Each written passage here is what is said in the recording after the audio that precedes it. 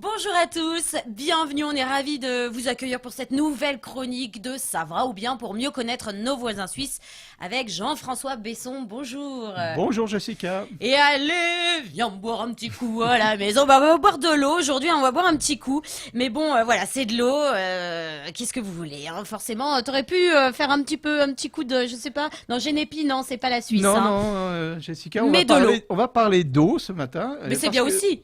Si tu vas au restaurant en Suisse, eh ben, tu y couperas pas. Le serveur va te demander si tu souhaites de l'eau, boire de l'eau, hein, bien sûr, si tu veux de la verte, de la rouge ou de la bleue. D'accord. Alors, il faut comprendre qu'il s'agit d'une bouteille d'eau minérale de la marque Agnès, dont le niveau de gaz varie en fonction de la couleur de la bouteille. Alors, la rouge, c'est la plus pétillante, la verte, moyennement, et la bleue, eh bien, elle est plate.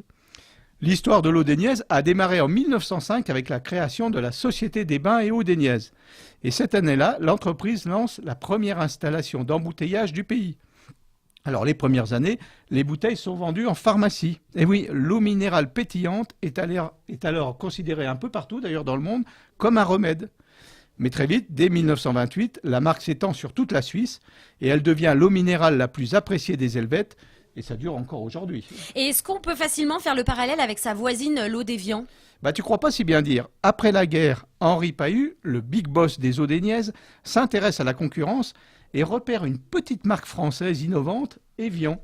Celle-ci a fait le pari de mettre de l'eau plate en bouteille. À l'époque, c'est un sacré défi. Seule l'eau pétillante était mise en bouteille. Agnès fait de même et devient la marque leader en Suisse.